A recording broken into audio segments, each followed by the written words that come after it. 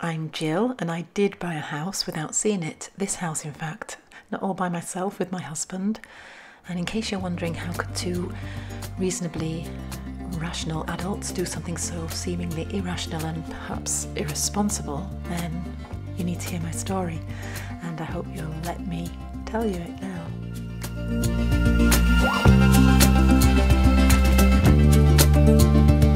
So this book, The Hidden House by Martin Waddell. Let me just find the camera. It's out of print now. I first discovered it many years ago. As a primary teacher, I'd read it to the children. And it's a story of a man called Bruno who has 3 dolls, and he has a little cottage, and the dolls sit in the window and watch him working in the garden. And then one day Bruno goes away and doesn't come back. Time passed, a tree grew through the floor of the house, animals came and lived in the house, the dolls got very dusty and with cobwebs over their faces as they sat waiting and watching for Bruno to return. They were sad dolls.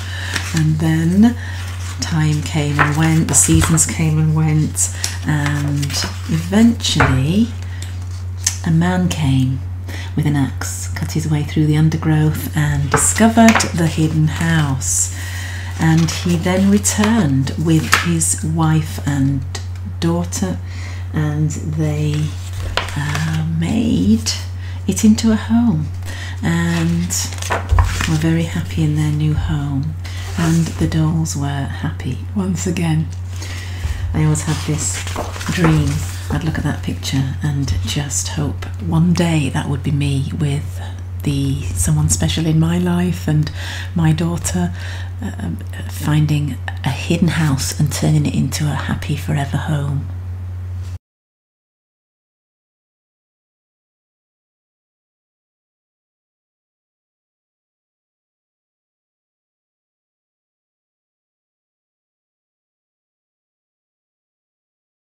It wasn't long before we moved in together, we got married, we had a child together, and the years passed, just like in the story. We looked around at a lot of places that had some land with them, but time and again we were disappointed. Sometimes we put offers in and they were accepted and fell through, or we just never got anywhere with them, the door didn't seem to open. Noel is from Ireland. Well, his family is, his ancestry is, even though he was born in the UK. So he always had this longing to return to Ireland. And when we saw this house, we knew instantly it reminded us of the hidden house. It was our hidden house. It had our name on it. It felt as though it had to be ours. But of course, we were living in the UK. This was in Ireland. It was lockdown 2021, the middle of the pandemic, and so we couldn't get there. And Ireland at the time had quarantine rules in place, which meant that even if we did get there, we would be holed up in a hotel for 2 weeks before we'd even be free to go and view it. Thankfully, we had some friends who did live in Ireland, in the next county along, in fact, and they agreed to go and view it on our behalf. Just going to do around the house again. I don't know if I got the roof front and back on the last one, so that's what it looks like. And the house looks in remarkably good shape.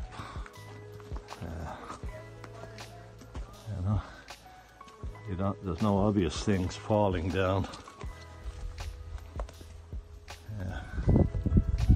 It's just looking across the front, looking down the side.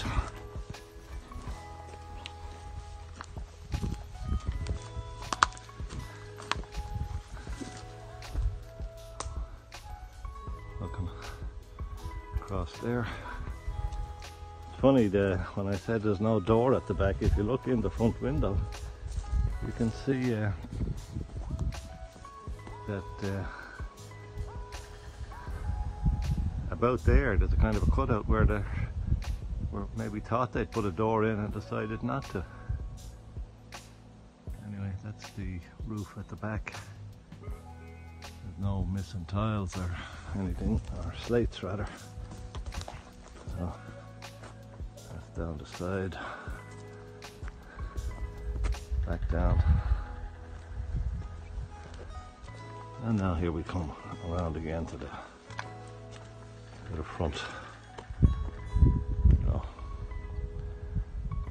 anyway, that's and then back out to Janet and Sean.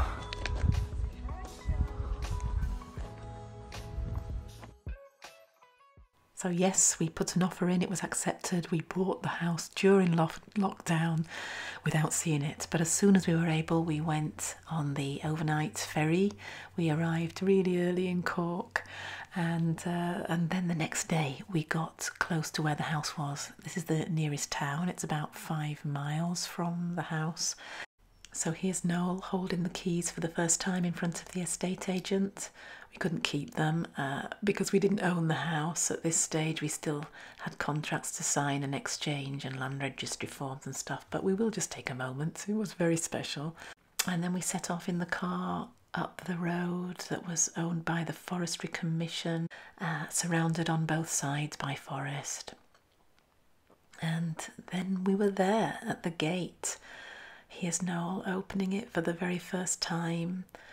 And it was so strange being here. I'd imagined it so many times in my mind's eye, what it would be like and how I'd feel. And I don't think I was prepared for quite how I did feel, because I actually felt quite emotional seeing the little house there at the bottom of the lane.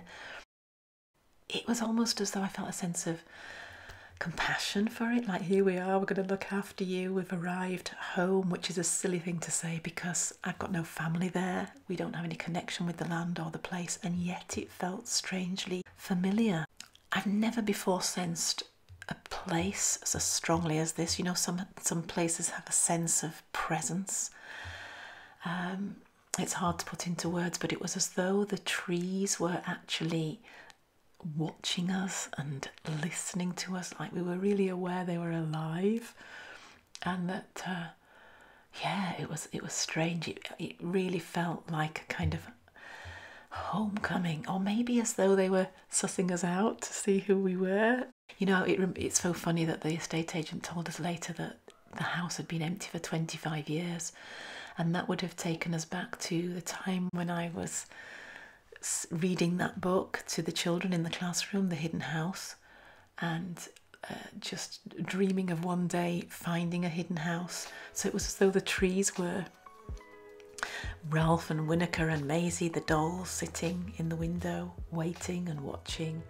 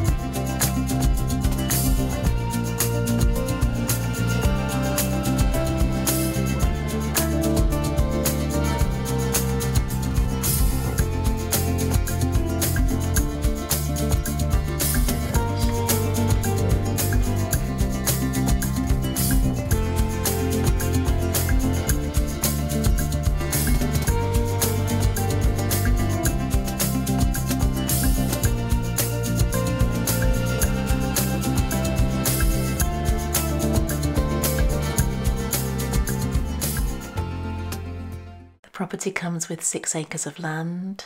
You can see it needs a lot of attention. It's very long grass, but it goes right to the boundary of the forest. So thank you for watching this video. Hope you've enjoyed it. The main reason is to document it for ourselves, and anyone else who finds it interesting and they like watching, that's a bonus. So we'll just be going through our self-build journey and the process, telling you all about what we're learning as we go along, because we've never done it before. Maybe giving some tips to people who might be thinking about doing it or in the middle of it themselves, and hopefully inspiring you to not give up on your dreams and to hold on in there, because even if it might be slow coming, you know, doesn't mean never.